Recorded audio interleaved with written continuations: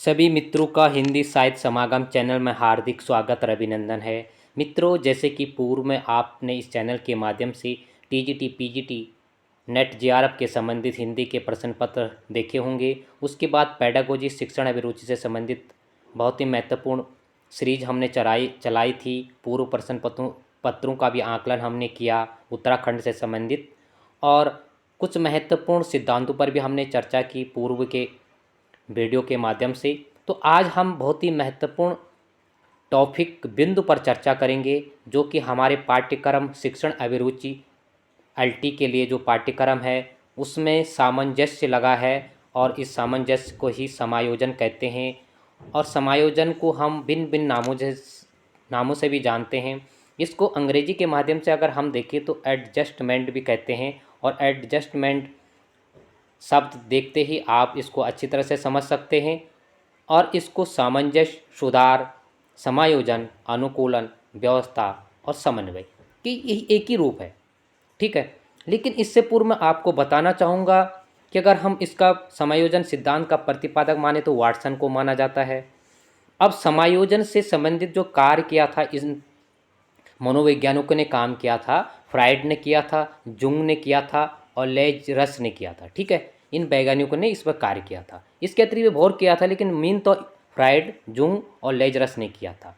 अब हम देखते हैं दूसरी तरफ, ये समायोजन ये महत्वपूर्ण टॉपिक लगा है। वहीं दूसरी ओर हम देखें तो जीन पियाजे ने भी समायोजन या सामंजन, उन्होंने वहाँ पर सामंजन शब्द का प्रयोग किया या समायोजन शब्द का प्रयोग किया, जिसको हम कहते हैं एकोमोडेशन नाम से हम जानते हैं, ठीक है। तो समंजन या समायोजन। अब उन्होंने वहाँ पर ये शब्द का प्रयोग किस लिए किया? क्योंकि संज्ञानात्मक या संज्ञानात्मक विकास में जैविक प्रवृत्तियों को महत्व माना था उन्होंने, ठीक है, जीन पियाजे ने। और संज्ञानात्मक जैविक प्रवृत्तियों को महत्व मानकर उन्होंने दो भाग किए, एक संगठन एक अनुकूलन, उनको दो भागों में बांटा। और फिर अनुकूलन को दो उपभागों में बांटा। एक को कहते हैं आत्मसातीकरण, जिसको समावेशन भी कहते हैं, ठीक है। जिसमें जैसे बालक गाय को देखता है और गाय को देखने के बाद भैंस को देखता है, तो उसके प्रतिरूप, उसके बिंब आ जाता है कि हाँ ये किस प्रकार से जानवर है, ठीक है। तो आत्मसातीकरण हुआ, या आत्मसातीकरण को ही समायोजन या समावेशन या परिपाक कहते हैं। और दूसरा उनने जो सिद्धांत दिया था अनुकूलन में, सामंजन या समायोजन। सामंजन, सामान्य जन नहीं है, सामंजन शब्द का प्रयोग किया है, जिसको हम समायोजन भी कहते हैं। अब उनका समायोजन क्या था, वो भी इसी से ही संबंधित है, वो भी यहीं पर संशोधन करने वाली बात है, अपने में सुधार करने वाली बात है। तो उन्होंने कहा था कि पूर्व में सीखी गई स्कीमा से काम ना चलने पर सामंजन या संशोधित किया जाता है। पूर्व में जो कार्य हमने सीखा है उसमें अगर उससे काम नहीं चल रहा है तो उसमें समायोजन या संशोधन करना चाहिए, ठीक है। तो उनका सिद्धांत भी संज्ञानात्मक विकास में है। मैं इसलिए कह रहा हूँ कि आपको आने वाले एग्जाम में कन्फ्यूजन ना बने, क्योंकि अब हमने इसी से संबंधित दो क्वेश्चन बने थे। फर्स्ट पेपर में बना था जो है, फर्स्ट पेपर में जो है इसमें बना था, जो बना था इसमें बोरिंग और लिंक फील्ड या वेल्ड का सिद्धांत दिया था फर्स्ट पेपर में। फर्स्ट पेपर की बात करूँ मैं, फर्स्ट जो है शिफ्ट में, जबकि सेकंड शिफ्ट में जो है इसमें दिया था, सेकंड शिफ्ट में आया था जो है समायोजन से बचाव के जो पक्ष हैं, एक प्रत्यक्ष ये अप्रत्यक्ष है, तो अप्रत्यक्ष में तदात्मीकरण दिया था, ठीक है। तो दोनों में ही यह क्वेश्चन आया था, ठीक है, दोनों में ही यह क्वेश्चन आया था। तो इस चीज़ को भी हमने देखना है कि किस प्रकार से क्वेश्चन बन रहे थे। यह तो हमने बात की कि समायोजन क्या है, और समायोजन का जो सिद्धांत वाटसन ने दिया, यहाँ पर जिस समायोजन का हम प्रयोग करेंगे वो वाटसन, फ्राइड, इनके सिद्धांतों का हम परस्पर आकलन करेंगे। जबकि संज्ञानात्मक विकास के तौर पर हम देखें तो पियाजे ने भी वहाँ पर जो है समायोजन के बारे में बताया था। लेकिन विस्तार रूप से हम समायोजन पढ़ेंगे, हम पढ़ेंगे समायोजन, सामंजस्य, और पियाजे का सिद्धांत को छोड़कर, पियाजे का सिद्धांत था समंजन या समायोजन, ठीक है। हम जिसको पढ़ेंगे एडजस्टमेंट को पढ़ेंगे। दोनों का थोड़ा फर्क है, ज़्यादा नहीं है, लेकिन है दोनों में ही इसी प्रकार से। लेकिन जो मेन सिद्धांत हम उस पर चर्चा करेंगे। अब देखते हैं कि समायोजन है क्या। अब समायोजन की बात करें, देखो मनोवैज्ञानिकों ने जो है इसमें समायोजन को क्या बताया। मनोवैज्ञानिकों का कथन है कि मनोवैज्ञानिकों ने कहा कि परस्पर विरोधी अवस्थाओं को संतुलित करने का व्यवहारिक संबंधी प्रक्रिया है। ये व्यवहारिक संबंधी क्या प्रक्रिया है, ठीक है, क्या संतुलित करना ही व्यवहार संबंधी प्रक्रिया है। समाज में व्यक्ति या समूह को जोड़ने वाली प्रक्रिया भी है, समाज में व्यक्ति या समूह को जोड़ने वाली प्रक्रिया भी है। अब देखते हैं परस्पर आवश्यकताओं को संतुलित करना। जो हमारी आवश्यकताएं हैं उससे कई प्रकार की बातें उभर कर आ जाती हैं, उनको संतुलित करना और व्यवहार संबंधी प्रक्रिया को समायोजन एडजस्टमेंट कहते हैं। समायोजन से अभिप्राय है कि परिस्थितियों के अनुसार अपने अपने को बदलना, उस परिवेश के बिना, जिससे कि उस परिवेश में बिना टकराव के जीवन यापन किया जा सके। हमें समायोजन को बदलना, जैसे दिनचर्या में तो होता ही है कि हम अच्छा कार्य कर सके, उचित कार्य कर सके, और यह उचित कार्य और अच्छा कार्य करने का मतलब यही है कि हम जो है इसमें हम समायोजन परिस्थिति के अनुसार चले, लेकिन परिवेश से बिना टकराव के, बिना बाधा के अपना जीवन यापन उचित ढंग से करें।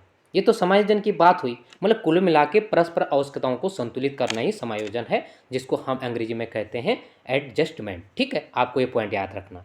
इसी का ही रूप है सामंजस्य, सुधार, समायोजन, अनुकूलन, व्यवस्था, समन्वय। आप जो हिंदी वाले होंगे, या भाई साहित्य और इतना तो ज्ञान सभी को होता है, तो आप इस हिसाब से भी अपनी मनन, अपनी चिंतन शक्ति का भी प्रयोग कर सकते हैं कि इसका समायोजन का मतलब क्या हो सकता है। वहाँ पर सामंजस्य लिखा है, लेकिन सामंजस्य समायोजन एक ही है, कन्फ्यूजन होने की बात नहीं है।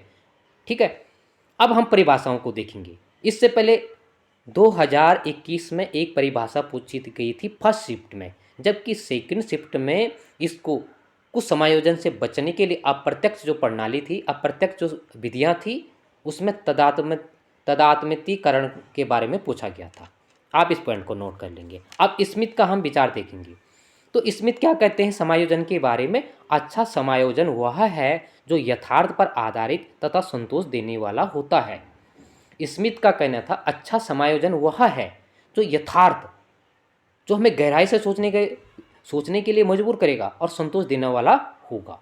ठीक है, आगे हम सिंह जेडी का जो कथन है, जेडी का कथन क्या है? समायोजन एक ऐसी प्रक्रिया है जो किसी व्यक्ति को उसकी ज़रूरतों और उसकी क्षमता के बीच संतुलन बनाए रखते हुए खुशहाल संतुष्ट जीवन जीने में मदद करती है। ठीक है, उसकी क्षमता, उसकी जो ज़रूरतें हैं, उसकी क्षमता का संतुलन।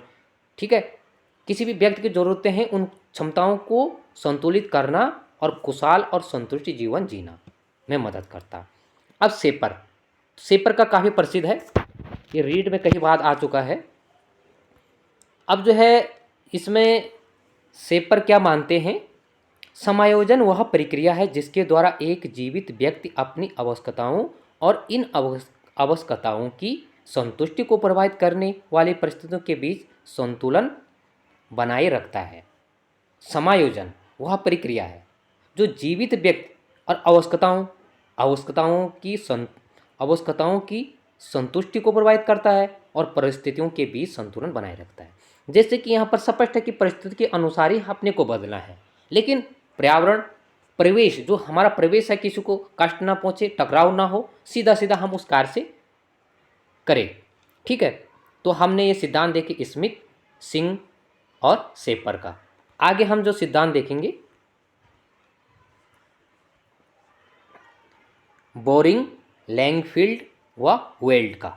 देखो ये सिद्धांत 2021 में फर्स्ट शिफ्ट में पूछा गया था, एलटी में। ठीक है, समायोजन वह प्रक्रिया है जिसके द्वारा व्यक्ति अपनी आवश्यकताओं और इन आवश्यकताओं की पूर्ति को प्रभावित करने वाली परिस्थितियों में संतुलन रखता है।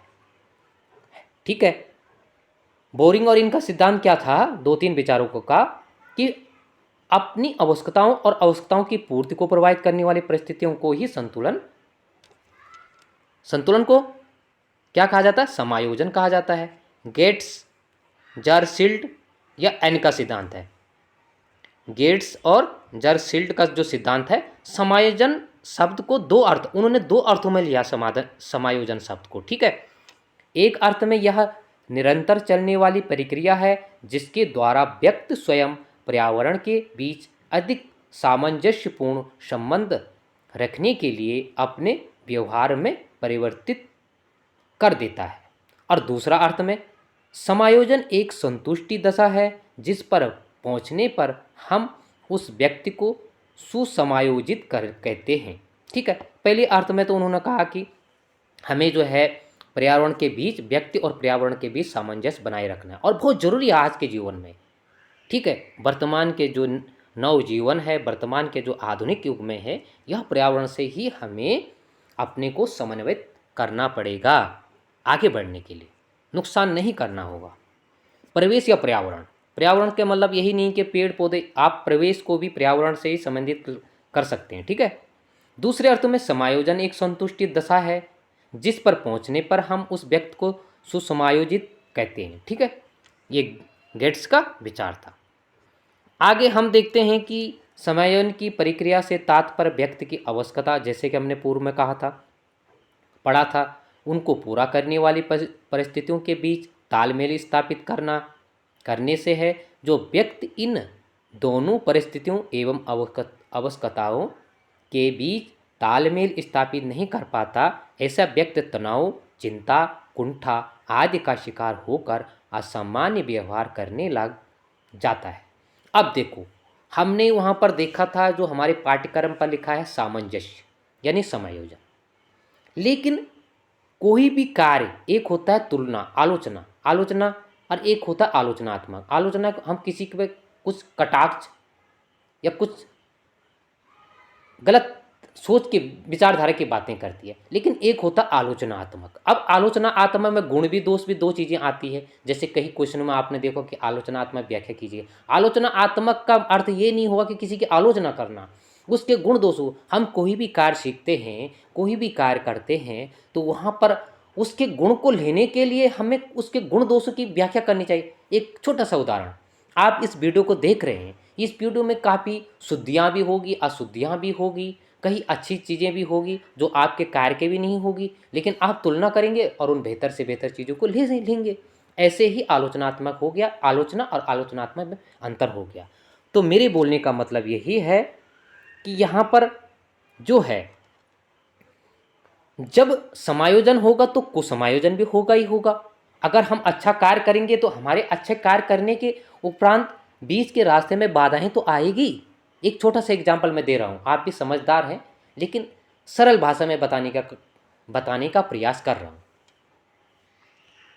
जिसने बीएड किया होगा वो इन शब्दों को जानता होगा, लेकिन कुछ शब्द ऐसे हैं कि जहाँ पर हमें अपना चिंतन, अपना मनन शक्ति को तीव्र गति देनी पड़ती है और बहुत से चीज़ों का एक समन्वित रूप अपनाना पड़ता है, जिससे कि हम बेहतर निष्कर्ष पर पहुँचे कि वास्तव में इसका अर्थ यही है और ये परीक्षा उपयोगी है। ठीक है, अब कुल मिलाकर हम यहाँ पर उसके गुण दोषों की विवेचना करेंगे।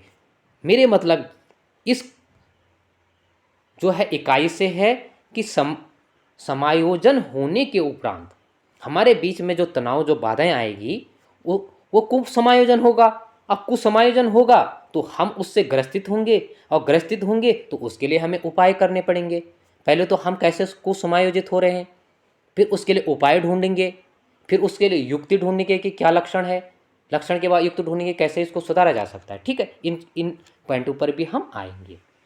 आप ये वीडियो को पूरा देखना। इसके उपरांत मैं इसमें करीबन मैंने 15-20 क्वेश्चन इसके उपरांत हम कराएंगे इसी में ही। ठीक है, थोड़ा व्याख्यात्मक पढ़ोगे तो आपकी चिंतन से शक्ति अवश्य बढ़ेगी। डायरेक्टली क्वेश्चन करोगे तो उसमें चिंतन शक्ति का निर्माण नहीं होता है। यह नहीं कि यह व्यक्ति या बच्चे के बारे लागू होता है कि आज भारत की राजधानी कौन है, इसमें चिंतन शक्ति बढ़ रही है, या भारत की राजधानी कैसे बनी दिल्ली। तो हर किसी के लिए चिंतन शक्ति बढ़ाना बहुत ज़रूरी है परीक्षा से पहले। ठीक है, तो कहने का तात्पर्य यही है कि जब समायोजन में, परिस्थितियों में तालमेल स्थापित नहीं होता है तो तनाव होता है, आदमी तनाव में रहता है, चिंता हो जाती कि हाँ ये गलत कार्य हो रहा है, अच्छा कार्य कैसे किया, और गलत चिंता होने के बाद कुंठा हो जाती है, कुंठा का शिकार हो जाता है आम आदमी। ठीक है, आम विद्यार्थी, आम अभ्यर्थी, आम युवा, आम जो है छात्र। कुंठा का शिकार होने का तात्पर्य यह है कि चिंता होती है, कि यह कार्य नहीं होगा तो वह सकारात्मक सोच ही नहीं सकता, कभी नकारात्मक होती है तो नकारात्मक दिशा की ओर मुड़ जाता है। अब देखते हैं इस असामान्य व्यवहार को कुसमायोजन मानसिक रोग ग्रस्तता कहते हैं। ठीक है, असमायोजन को कुसमायोजन कहते हैं। ये मानसिक रोग भी हो सकता है।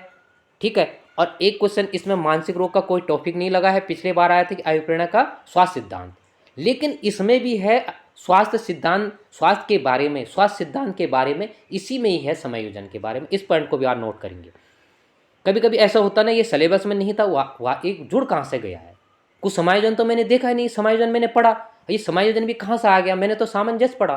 तो आप इस पॉइंट को भी नोट करेंगे। ठीक है, समायोजन, कुसमायोजन, सामंजस्य और स्वास्थ्य से संबंधित भी। ठीक है, आगे हम देखते हैं। आगे हम देख समायोजन प्रक्रिया। अब देखो यहाँ तो समायोजन, जो समायोजन के बारे में, अब समायोजन की प्रक्रिया, अब समायोजन की प्रक्रिया जो है, समायोजन की प्रक्रिया है क्या, तो समायोजन की प्रक्रिया गतिशील रहती है, होती है। समायोजन वही सेट है जो व्यक्ति के पूरे जीवन को प्रभावित करता है। ठीक है, समायोजन वही सेट है जो व्यक्ति के जीवन को प्रभावित करेगा।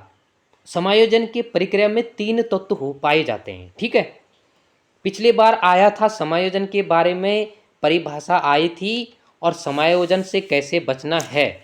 ठीक है, यह अप्रत्यक्ष विधि के अंतर्गत, ठीक है, तदात्मीकरण आया था, तदात्मीकरण आया था।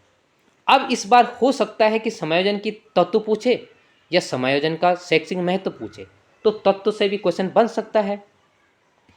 तो श्रेष्ठ समायोजन जो व्यक्ति के पूरे जीवन को प्रभावित करे, श्रेष्ठ समायोजन उसे माना जाएगा जो व्यक्ति के पूरे जीवन को प्रभावित करे। और समायोजन की प्रक्रिया में 3 तत्व पाए जाते हैं। ठीक है, कौन कौन से? प्रेरणा, प्रेरणा क्या होती? प्रेरणा कुंठा करने वाली परिस्थितियां, और तीसरा है विविधि अनुक्रियाएं, विविध या विविधि अनुक्रियाएं। ठीक है, प्रेरणा, समायोजन की प्रक्रिया किसी आवश्यकता या प्रेरणा से आरंभ होती है और प्रेरणा लक्ष्यों अनुमुखी होती है। ठीक है, प्रेरणा होती है, आवश्यकता, जब हमें प्रेरणा मिलती है, आवश्यकता आती है तो आरंभ होती है। अब जब हमें, भाई पहले क्या होगी? आवश्यकता होगी, फिर प्रेरणा और आवश्यकता होगी, तो हम फिर उसको लक्ष्य बनाएंगे। कि अब जैसे एग्जाम है, मैंने बीएड या आपने बीएड किया, तो आपका लक्ष्य क्या है कि बीएड करने के उपरांत टेट करना, और टेट करने के उपरांत आपको एलटी लेक्चर के उसमें बैठना एग्जाम में। तो आपने सोच लिया, मैंने जो है फॉर्म भर लिया है, अब मेरा लक्ष्य है कि मुझे यह एग्ज़ाम को पास करना है कहीं भी तरीके से। दिन ब दिन जो है, दिन ब दिन जो पाठ्यक्रम है इसमें बदलाव, जो और योग्यताएं हैं उसमें बदलाव, इसलिए मुझे यह करना है तो करना है। तो यहाँ पर आपने लक्ष्य अनुमुखी प्रेरणा को बनाया है। अब दूसरा क्या? कुंठित करने वाली परिस्थितियाँ।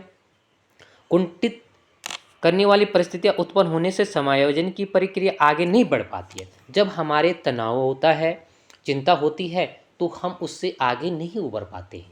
ठीक है, फिर तीसरा क्या है?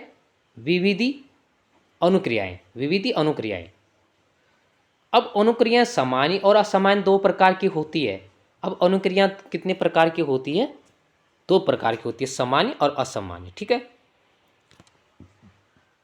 समायोजन प्रक्रिया के 4 भाग को शामिल किया गया है। सामान्य तौर पर मजबूत उत्तेजना के रूप में जरूरतों का या प्रेरणा, इस जरूरत को पूरा करने या ना करने की क्रिया, समस्या समाधान के साथ विभिन्न गतिविधियों का अन्वेषण।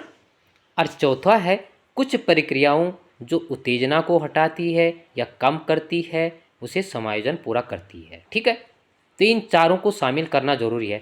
मजबूत उत्तेजना होनी चाहिए, प्रेरणा, पूरा करना ना करना की क्रिया, समस्या समाधान या गतिविधियां अन्वेषण।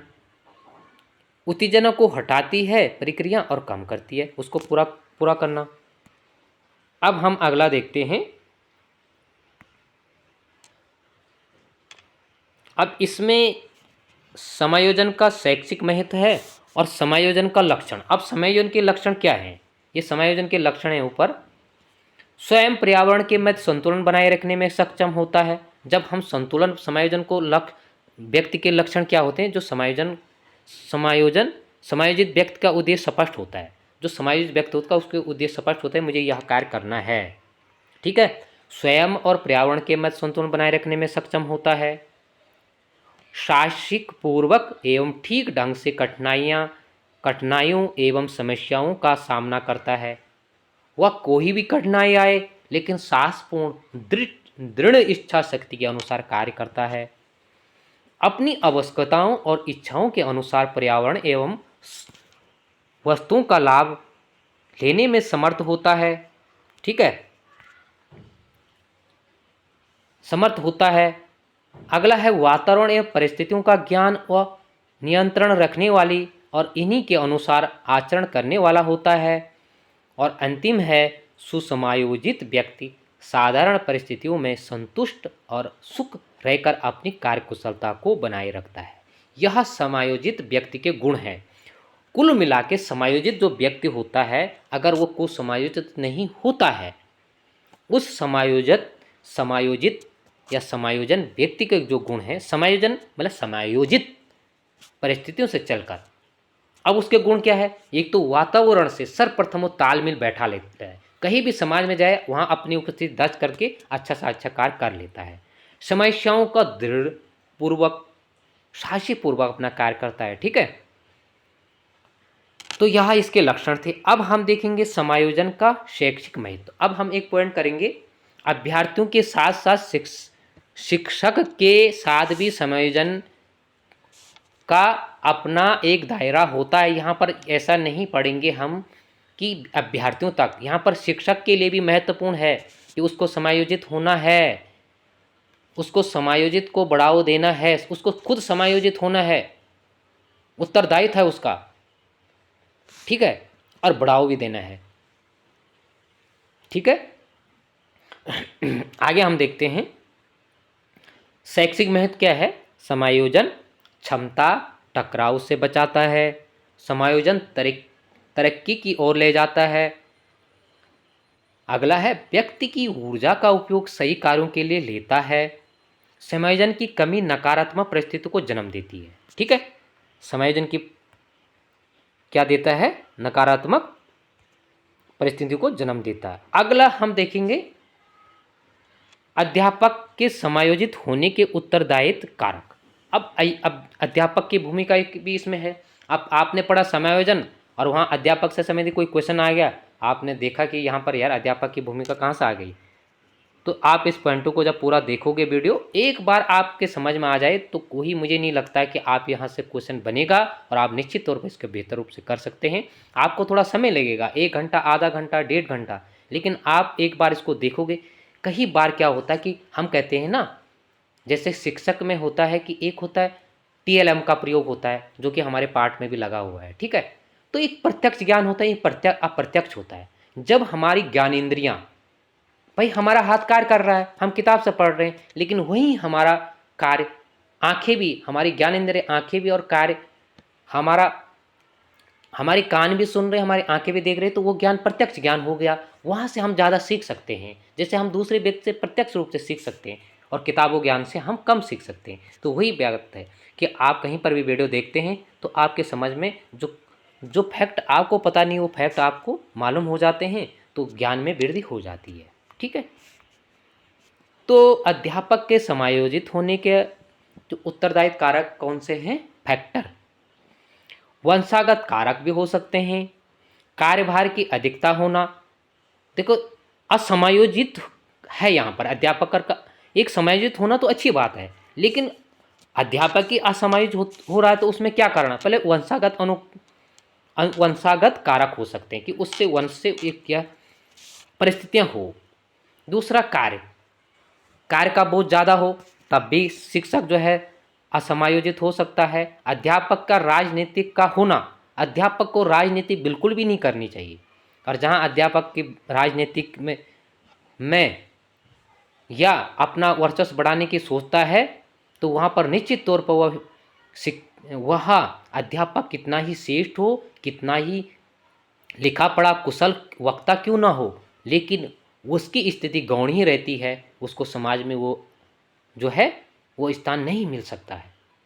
आगे है गैर जिम्मेदार प्रतिवेदन तथा निरीक्षण। अगला है अध्यापक में बढ़ती मानसिक धुंध। अध्यापक में बढ़ती मानसिक धुंध ये भी असमायोजित के कारण है। और पारिवारिक जीवन में परेशानियां, या तो वह स्कूल का दबाव ज़्यादा हो या राजनीतिक में उसका प्रवेश हो, गैर जिम्मेदारी, वह अपना कार्य जिम्मेदारी से निभाता ही नहीं हो, उसका मानसिक धुंध हो, और हो सकता है उसके परिवार की परेशानी हो। यह अध्यापक का असमायोजन होने का गुण है। अवश्य यहाँ से प्रश्न बन सकता है, बहुत ही महत्वपूर्ण, वेरी इंपॉर्टेंट, आप इसको लगा सकते हैं। शिक्षक के समायोजन को बढ़ावा देना। अब देखो ये तो असमायोजन की बात है, अब समायोजन को कैसे बढ़ावा देना है। अध्यापक में संतुलन, अध्यापक में संतोष, आत्मबल की भावना को एक जागृत होता है, ठीक है, ये शुद्ध अशुद्ध लिखने के लिए भी आता है, खरी हिंदी की बात है। अध्यापक में संतोष, आत्मबल की भावना को जागृत करना चाहिए। अध्यापक को सम्मान देना चाहिए। अगर समायोजन को बढ़ाना है तो उसको आत्मबल, उसका संतोष बढ़ना चाहिए। अध्यापक को सम्मान देना चाहिए। समाज में अध्यापक का स्तर ऊंचा उठाना चाहिए। अध्यापक द्वारा परिस्थितियां और समाज एवं अन्य चुनौतियों का सामना करना चाहिए। प्रशासकों व अध्यापक के मध्य बढ़िया तालमेल को बनाए रखना चाहिए। ठीक है, पहले हमने देखा कि समायोजन क्यों हो रहा है शिक्षक, तो शिक्षक का असमायोजन होना एक तो वंशागत कारक हो सकते हैं, दूसरा कार्यभार ज़्यादा हो सकता है, फिर वह गैर जिम्मेदार हो सकता है, वह राजनीतिक में प्रवेश हो सकता है, अध्यापक का बढ़ता मानसिक द्वंद्व और जीवन में, पारिवारिक जीवन में परेशानी होना। वहीं दूसरा है उसका समायोजन हम जब बढ़ाना चाहेंगे तो संतोष, आत्मबल, सम्मान देना है, उसका स्तर ऊंचा उठाना है, परिस्थितियों और समाज में चुनौती का सामना करना है, अध्यापक को बढ़िया तालमेल बैठाना चाहिए। ठीक है, ये क्या कौन से हैं। अब समायोजन के प्रकार है। अब हम बहुत ही महत्वपूर्ण टॉपिक पर आ चुके हैं, समायोजन के प्रकार। यहाँ से क्वेश्चन बना था पिछली बार सेकंड शिफ्ट में। फर्स्ट शिफ्ट में तो डायरेक्टली क्वेश्चन बन गया था परिभाषा से, उदाहरण परिभाषा से, लेकिन सेकंड शिफ्ट में जो बना था वह समायोजन के प्रकार से बना था कि कैसे हम सुधार कर सकते हैं। समायोजन के दो प्रकार हैं, ठीक है, एक समान समायोजन, एक असमान समायोजन। सामान्य समायोजन क्या है, नॉर्मल, जब किसी भी व्यक्ति उसके पर्यावरण के बीच संबंध स्थापित मापदंडों के अनुसार होता है तो उस संबंध को सामान्य समायोजन माना जाता है। समायोजन एक प्रकार का धनात्मक संगठन और कुछ समायोजन ऋणात्मक। ठीक है, समायोजन धनात्मक है और कुछ समायोजन क्या है, ऋणात्मक है। अब हम आगे चलते हैं। अब देखो कुछ समायोजन आ गया, समायोजन होगा तो कुछ समायोजन। अब कुछ समायोजन पे भी हम देखेंगे।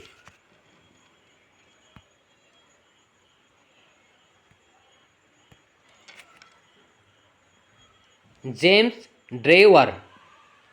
ड्रेवर का कथन है, कुछ समायोजन किसी व्यक्ति की वह दशा है जो अपने भौतिक, व्यावसायिक, सामाजिक वातावरण के साथ अनुकूल नहीं कर पाता है। ठीक है, जेम्स का कथन है कि कुछ समायोजन वह दिशा है जो भौतिक, व्यावसायिक और सामाजिक वातावरण के साथ अनुकूलन नहीं कर पाता है। ठीक है, अब फ्राइड का क्या विचार है। फ्राइड ने वही जो तुमने पढ़ा था पिछले बार भी एक क्वेश्चन बना था इससे, ठीक है, अहम से एक क्वेश्चन बना था फर्स्ट शिफ्ट में। अब फ्राइड का मन के 3 घटक इन्होंने बताए, ठीक है, इदम, अहम, परम, अहम।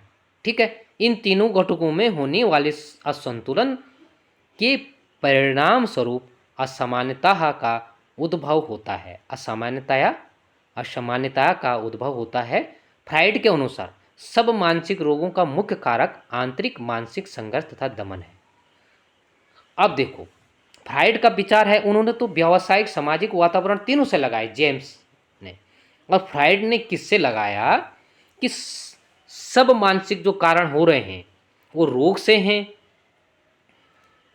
और आंतरिक और मानसिक संघर्ष के कारण जो है दमन हो रहा है, दमन के कारण ही भावनाएं ग्रंथि बनती है जो कि मानसिक रोग का रूप ग्रहण कर लेती है। मानसिक, अब देखो, वो पिछली बार अभिप्रेरणा स्वास्थ्य सिद्धांत आया था, अब इसमें जो है मैंने पूर्व में भी कहा था कि स्वास्थ्य के बारे में भी है।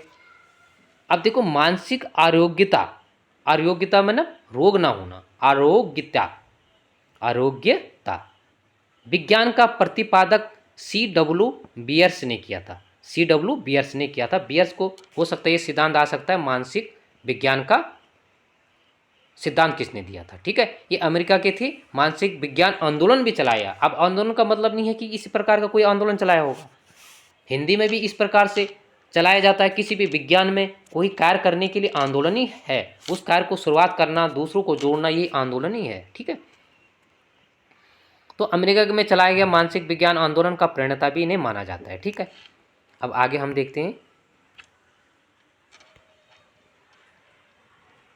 कुछ समायोजन व्यक्ति के लक्षण हैं।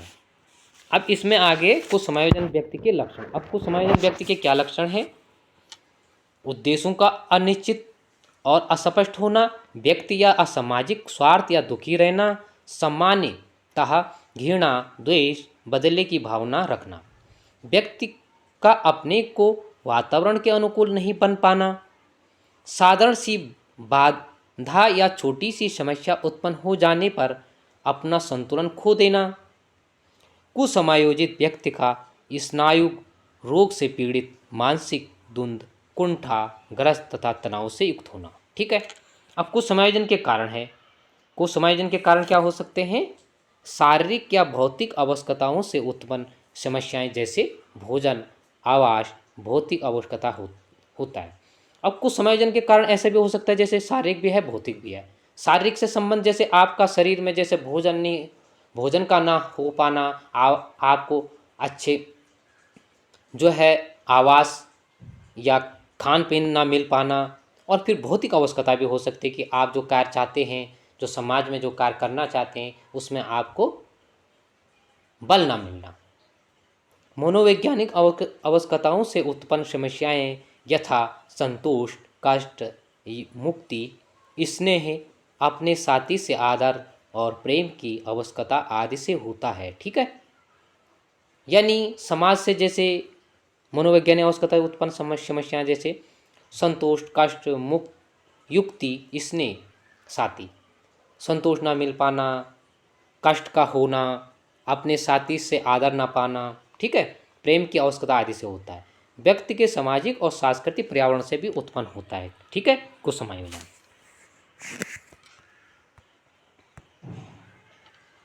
अगला हम देखते हैं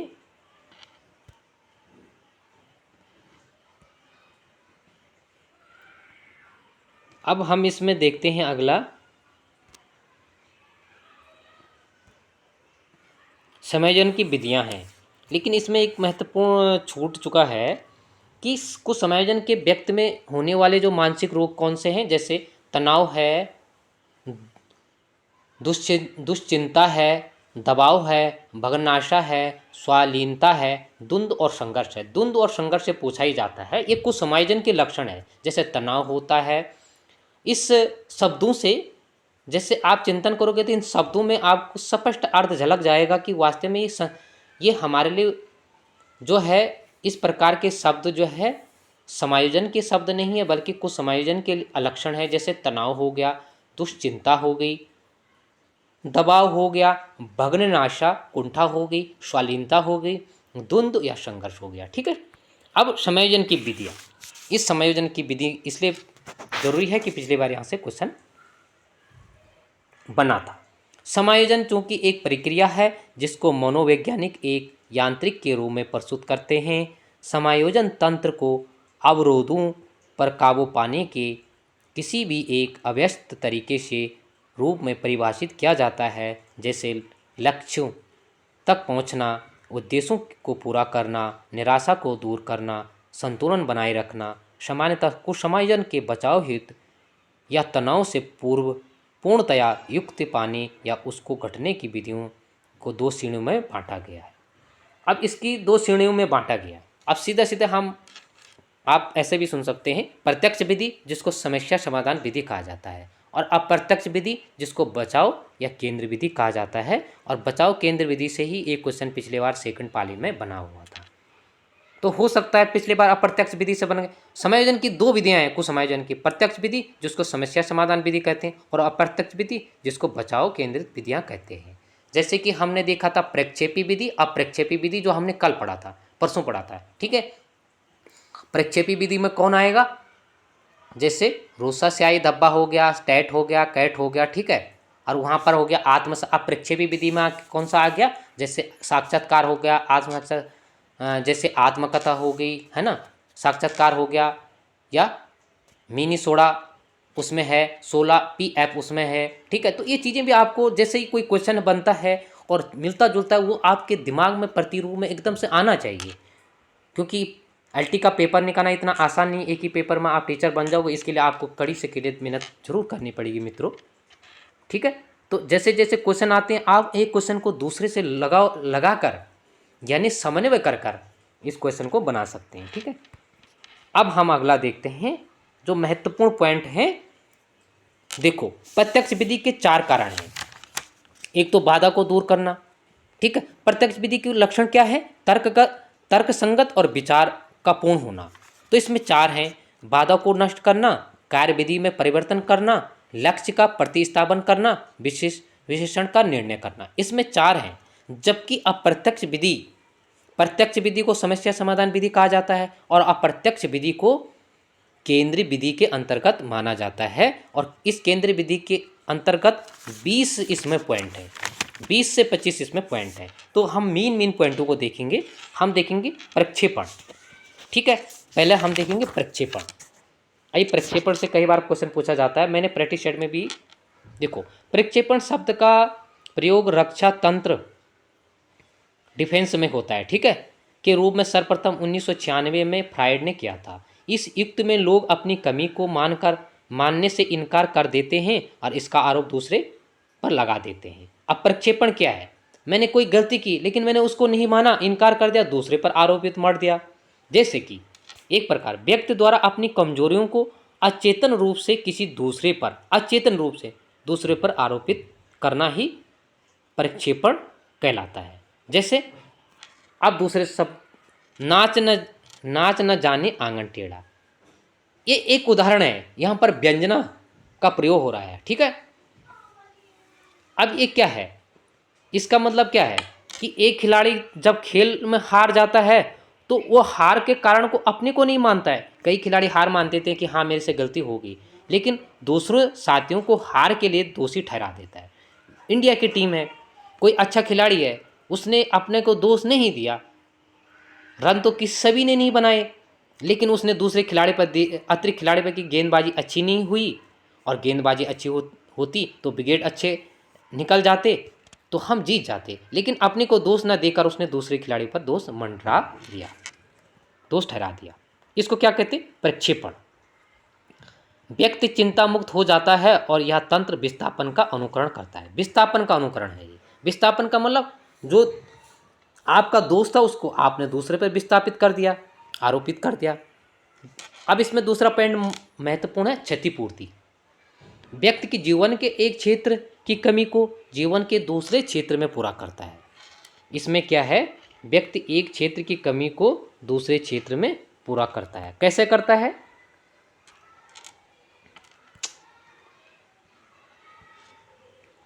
अब देखते हैं इसको। व्यक्ति जीवन के एक क्षेत्र की कमी दूसरे क्षेत्र में पूरा करता है, यानी कोई व्यक्ति किसी एक क्षेत्र में असफल हो जाता है, वह अन्य क्षेत्र में सफलता प्राप्त कर अपने आप को साबित करने की कोशिश करता है। जैसे बौनी लड़की द्वारा ऊंची एड़ी वाला चप्पल पहनकर समायोजित करना, पढ़ाई में असफल छात्र द्वारा खेलकूद के क्षेत्र में सफलता प्राप्त करके क्षतिपूर्ति का सकारात्मक प्रतिरक्षा का उदाहरण है। अब देखो क्षतिपूर्ति है क्या, एक क्षेत्र में देखो मैंने क्रिकेट खेला लेकिन मैं क्रिकेट में सक्सेसफुल नहीं हुआ, वही मैं अगर मैंने बीएड किया और मैं यहाँ पर मैंने पढ़ाई की तो मैं एक शिक्षक बन गया, तो मैंने क्या किया, उसकी भरपाई यहाँ से किया, तो इसको क्षतिपूर्ति कहेंगे, ठीक है। सिंपल सा उदाहरण, या अपने से भी उदाहरण लगा सकते हो तुम। अगर तुम खेल में अच्छे नहीं थे, तुम शिक्षक में आगे, आपने बीएड किया, टेट किया और आप मेहनत कर रहे हैं, भगवान चाहे आपका हो जाए, आप मेहनत करते रहो आपका हो जाए, तो आपने या आपने प्राइवेट नौकरी की, आपने पीएचडी की थी, आप हायर एजुकेशन में नहीं बन पाए, आप यहाँ बन गए, ठीक है।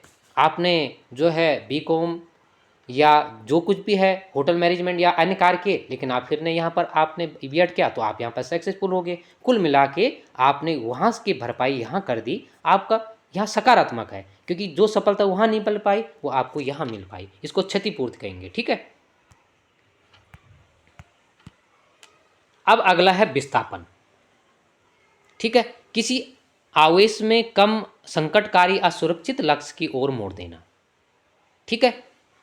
यह मनोविश्लेषणात्मक सिद्धांत की एक आधारभूत रक्षा है। मनोविश्लेषण सिद्धांत को जानते होंगे, मनोविश्लेषण नाम आते ही आपके दिमाग में आ गया होगा कि मनोविश्लेषणवादी सिद्धांत का प्रतिपादन किसने किया था, मालूम तो होगा आपको, सिगमंड फ्राइड ने किया था, ठीक है। और मानवतावादी मोस्लो ने किया था संज्ञानात्मक का, और विकासवाद का वुंट ने किया था, ठीक है। मनोविश्लेषण सिगमंड फ्राइड और मानवतावादी मोस्लो, ठीक है। आपकी पढ़ाई इस तरीके से होनी चाहिए कि कोई भी क्वेश्चन आए तो आपका दिमाग ऐसे चलना चाहिए कंप्यूटर की भांति कि हाँ यहाँ पर ऐसा था, प्रतिरूप बिंब ऐसा बनना चाहिए, ठीक है। लेकिन सभी में नहीं बन पाता, कुछ कुछ क्वेश्चन ऐसे होते हैं कि जहाँ पर आपको याद होना ही चाहिए, ठीक है। चलो आगे की बात करें। यह विस्थापन क्या है, मनोविश्लेषण वाले सिद्धांत का एक आधारभूत रक्षा युक्त है। अपनी दमन भावनाएं, ठीक है, अपनी दमन भावनाओं तथा आक्रोश को निकालने के लिए व्यक्ति ऐसी अवस्था तथा व्यक्तियों को चुनता है जो उसे कमजोर हो तथा उसके प्रति जवाब में हानि पहुंचाने की कम संभावना है। मतलब विस्थापन का मतलब ये है संकट या सुरक्षित लक्ष्य की ओर मोड़ देना दमिक भावनाओं को, ठीक है। जो आपसे आपने विस्थापन करने का क्या किया, मेरे से अगर कोई कमज़ोर है तो मैंने उसको क्या किया, चुना। मैंने इसलिए चुना कि जो मुझसे टक्कर ना ले पाए, ठीक है, वो लेगा भी तो विजय मेरी होगी, मैं उससे अव्वल हूँगा, आगे निकल पाऊँगा, ठीक है। इस युक्त में व्यक्ति अपनी अभिव्यक्ति के केंद्र को एक व्यक्ति से दूसरे व्यक्ति पर स्थानांतरित कर देता है, ठीक है। अपनी एक व्यक्ति दूसरे पर क्या कर देता है, स्थानांतरित कर देता है, ठीक है। जैसे ऑफिस के तनाव का गुस्सा परिवार के सदस्यों पर निकालना। अब यह महत्वपूर्ण है, कैसे, माता पिता द्वारा बालक को डांटने पर बालक द्वारा अपना गुस्सा छोटे भाई बहन पर डांट कर निकालना, ठीक है। ये अल्टीमेट नहीं पूछा गया था, ये दूसरा क्वेश्चन था, ये नीचे वाला क्वेश्चन था, यहाँ पर लिखा होगा। तो इस प्रकार का क्वेश्चन विस्थापन वाला बन सकता है। अब जैसे माता पिता ने बालक को मारा, ठीक है, अब बालक ने क्या किया, डांटने पर बालक ने अपना गुस्सा अपने छोटे भाई को निकाल दिया। क्यों निकाला, क्योंकि माँ को वह डांटता तो माँ फिर उसको एक दो और लगा लेती चांटा। तो उसने क्या ढूंढा, अपने से छोटे को ढूंढा कि जो उसको जवाब दे लेकिन सशक्त ना दे, कमज़ोर दे, और वो हावी वही रहे कुल मिला के, ठीक है।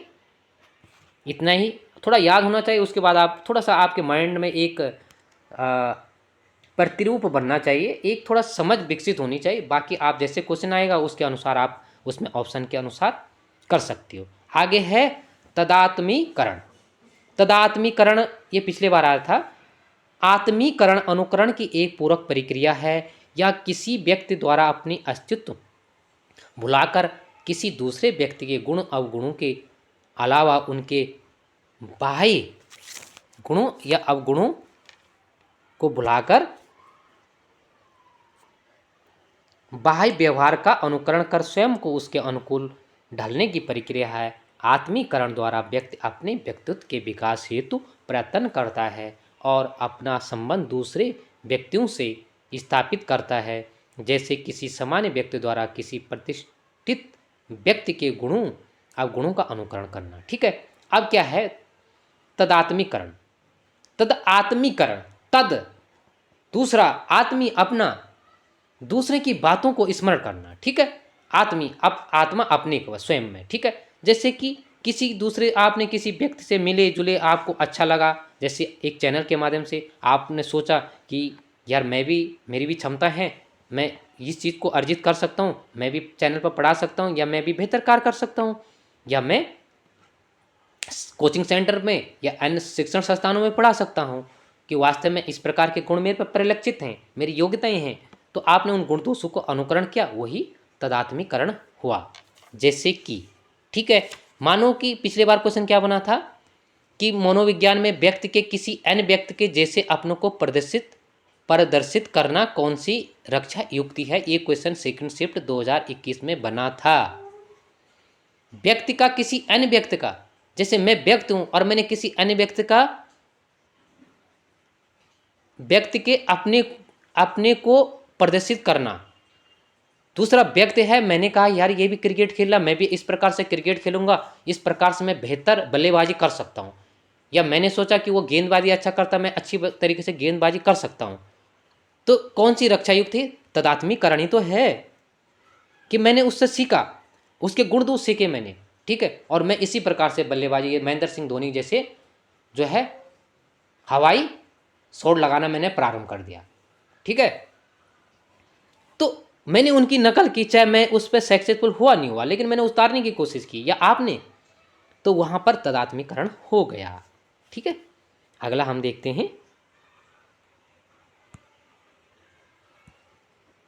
पीडीएफ तो बहुत बड़ी है लेकिन इसमें थोड़ा थोड़ा हम जान के करेंगे। आगे है दमन। अब दमन क्या है? कटु अनुभूतियां, कष्टकारी बातें तथा अतृप्त इच्छाओं को दबाकर दबाव पूर्वक भुला देना ही दमन है, ठीक है। दमन जानबूझकर नहीं किया जाता है, बल्कि स्वयं होता है। इस प्रक्रिया में अवचेतन दबाने वाले अनुभवों को शामिल किया जाता है। हमने इससे पहले देखा था वो चेतन, देखा था अचेतन, ठीक है। तो ऐसे भी बातें आ सकती है कि कौन से जो है युक्ति बचाओ कि चेतन की या अचेतन की है, ठीक है। तो जो दमन है ये जानबूझकर नहीं किया जाता है, आप इस पॉइंट को याद रखेंगे, ठीक है। जैसे इसके कारण व्यक्ति को बहुत सी अधिक ऊर्जा खर्च करनी पड़ती है, ठीक है। आगे हम देखते हैं प्रतिगमन। अब प्रतिगमन क्या है? इसके तात्पर्य व्यक्ति द्वारा कम परिपक्व व्यवहार करने वाले पीछे हट जाते हैं, और इसमें व्यक्ति द्वारा तनावपूर्ण स्थिति में एक बालक की भांति ही प्रतिगमन व्यवहार करते हैं, ठीक है। उदात्तीकरण या शोधन। असामाजिक या असामान्य प्रवृत्तियों को सामाजिक मान्य प्रवृत्तियां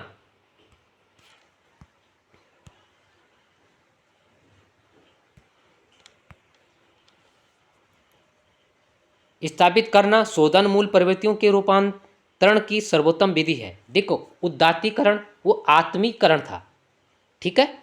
हमने इससे पहले देखा था तदात्मीकरण, कन्फ्यूजन मत होना, ठीक है। वहां पर क्या था? तदात्मीकरण में क्या था कि जैसे मैंने कहा अभी, वो क्वेश्चन भी आया था, जैसे कोई क्रिकेट खेला, मैंने उसका प्रतिरूप करना स्टार्ट किया और मेरे गुण दोष उसके गुण दोष मेरे पर प्रारंभ हो गए, तो वहां पर तदात्मीकरण हो गया। और उदात्तीकरण क्या हुआ? सामाजिक और असामान्य प्रवृत्तियों को समाज की मान प्रवृत्तियां परिवर्तित करती है, स्थापित करना है समायोजन में स्थापित। शोधन मूल प्रवृत्तियों के रूपांतरण की सर्वोत्तम विधि है, ये सर्वोत्तम विधि है। उदात्तीकरण अस्वीकार आवेगों, विचारों, भावनाओं को अधिक स्वीकृत बनाने का एक माध्यम है, ठीक है। इसको क्या कहते हैं? उदात्तीकरण कहते हैं। आगे हम देखते हैं उदात्तीकरण के बाद, आगे इसमें उदात्तीकरण में क्या है? दो चीजें हैं इसके। एक तो इसके द्वारा कुंठित मूल प्रवृत्तियों का प्रतिस्थापन हो जाता है, और दूसरा जिन क्रियाओं को द्वारा प्रतिस्थापन होता है वह सामाजिक होती हैं, जैसे निडर लड़ने झगड़ने वाले विद्यार्थियों को खिलाड़ी, मुक्केबाज, पहलवान आदि के रूप में प्रतिष्ठित होना। जैसे जो निडर होते हैं वो मुक्केबाज होते हैं, पहलवान होते हैं। श्रृंगार या रसिक प्रवृत्ति के लोग क्या होते हैं? चित्रकार। जो श्रृंगारिता में ज़्यादा चेष्टाएं रहती है जिनकी, वो प्रवृत्ति के लोग कैसे होते हैं? चित्रकार, मूर्तिकार, गायक आदि कवि जैसे होते हैं, ठीक है। यहाँ पर उदात्तीकरण है, शोधन या मार्गंथीकरण होगा, ठीक है। अब हम क्वेश्चन को देखेंगे यहाँ पर, ठीक है। व्यक्ति विभिन्नता के कारण सदैव होते हैं, व्यक्तिगत विभिन्नता के कारण सदैव होते हैं। केवल वंशाक्रम, केवल पर्यावरण, माता पिता की भागीदारी, पर्यावरण व वंशागत। तो इसमें आपको मालूम होगा कि इसमें क्या होगा इसका आंसर? इसका आंसर दोनों ही होगा, ठीक है। आगे हैं महत्वपूर्ण क्वेश्चन है, आदतों को किसके माध्यम से अर्जित किया जाता है? पुनरावृत्ति, वंशागत, संस्कृति और पर्यावरण या वातावरण। यहाँ पर आपका क्वेश्चन गलत हो सकता है। आदतों को किसके माध्यम से अर्जित किया जा, वंशगत नहीं किया जा सकता है, पर्यावरण के भी द्वारा नहीं, पुनरावृत्ति द्वारा किया जा सकता है। ठीक है, अब देखो ये इन्होंने दिए थे, गोलमैन ने दिए थे सामाजिक बुद्धि आदि आध्यात्मिकरण। अगला क्वेश्चन इसमें है,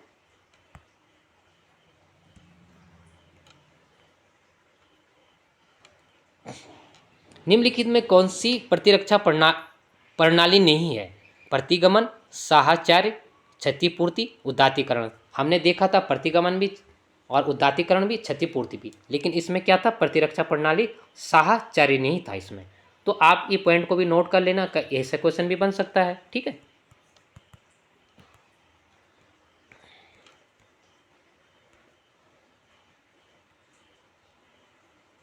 अब है 7 में दुर्व्यवहार किया जा, अच्छा देखो, एक नव नियुक्ति शिक्षक के रूप में कक्षा द्वारा साथ दुर्व्यवहार किया जाता है, तब विद्यार्थियों से व्यवहार किस प्रकार का व्यवहार करेंगे? एक नव शिक्षक के रूप में कक्षा में जब आपके साथ दुर्व्यवहार किया जाता है, तब आप विद्यार्थी से किस प्रकार का व्यवहार करेंगे? कठोर दंड, निष्कासन, सभी गुणों का समर्थन, या आप कक्षा छोड़ देंगे?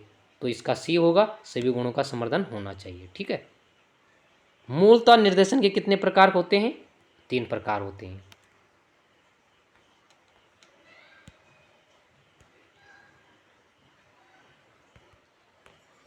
देखो, अब ये वो इसी क्वेश्चन के 16 में आया था रीट में, इसी की नकल करके उत्तराखंड ने भी ये पेपर बना लिया था। वो क्वेश्चन जो है, एक सुरक्षा प्रक्रिया जिसके अंदर कोई व्यक्ति विचारों या क्रियाओं को दूसरे व्यक्ति के अनुरूप प्रयत्न करता है। थोड़ा शब्दों में फेरबदल कर दिया, दमन, अंतःक्षेपण, प्रक्षेपण, तदात्मीकरण। तो इसका क्या होगा? दूसरे व्यक्ति का अनुरूप या दूसरे व्यक्ति की प्रदर्शित या अनुरूप करता है। ठीक है, जैसे अभी पूर्व में हमने कहा था, तदात्मीकरण यही होता है, जैसे कोई व्यक्ति है विचारों, क्रियाओं, गुण, दोषों को दूसरे व्यक्ति से ले लेता है, उसी प्रकार के कार्य करता है। ठीक है, कौन सा निर्देशन, कौन सा निर्देशन है? क्या है? आदेश देना, एक व्यक्ति का दृष्टिकोण दूसरे पर थोपना, दूसरे के लिए निर्णय लेना, सहायता करना। तो आपने इसका आकलन कर दिया होगा, क्या होगा? सहायता करना हो गया। ठीक है,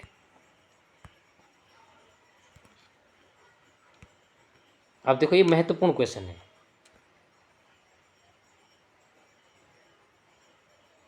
एक महिला जो अपने पति से झगड़ चुकी है अपने और बरस पड़ती है। ठीक है, एक महिला जो है अपने पति से झगड़ चुकी है। ठीक है, एक महिला जो अपने पति से झगड़ चुकी है और वह महिला क्या कर रही है?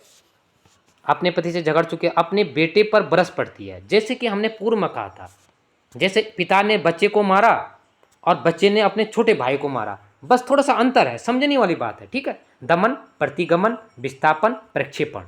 तो क्या होगा? विस्थापन होगा। ठीक है, महिला ने अपने एक महिला जो अपने पति से झगड़ चुकी है, महिला पति पत्नी का झगड़ा हो चुका है, और जब पत्नी को ने सोचा कि ये तो मेरे से जो है, इससे तो मैं उबर नहीं पाऊंगा, ठीक है, वो मेरे पर हावी हो जाएगा, तो उसने अपने बालक पर अपना गुस्सा उतारा। तो यहाँ पर क्या है? विस्थापन है। ठीक है, मानसिक स्वास्थ्य का लक्षण नहीं है। सहनशीलता, सामंजस्य की योग्यता, आत्मविश्वास, अपरिपक्वता। तो क्या नहीं होगा सहनशीलता का? क्या नहीं होगा सहनशीलता का उदाहरण? इसमें अपरिपक्वता नहीं होगा, सामंजस्य की योग्यता भी होगा, सहनशीलता भी होगा और आत्मविश्वास भी होगा। ठीक है,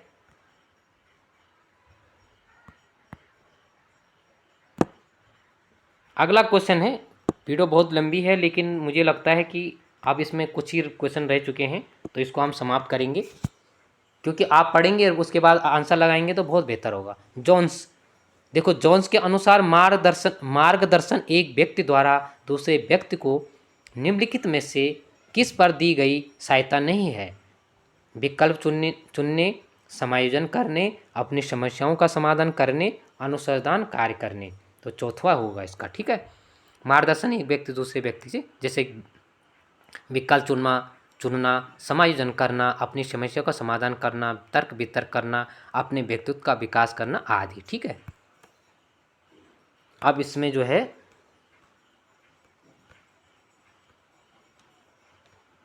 मैंने आंसर तो तुम्हें पहले ही दिखा दिया। सामूहिक शैक्षिक मार्ग निर्देशन का कौन सा भाग नहीं है? सामूहिक में अनुस्थापना, मनोवैज्ञानिक जांच, समूह में व्यक्तित्व अध्ययन, समूह में प्रोफाइल बनाना। तो इसका 3 होगा मनोवैज्ञानिक जांच। ठीक है। निम्नलिखित में से कौन सा रक्षा युक्त नहीं है?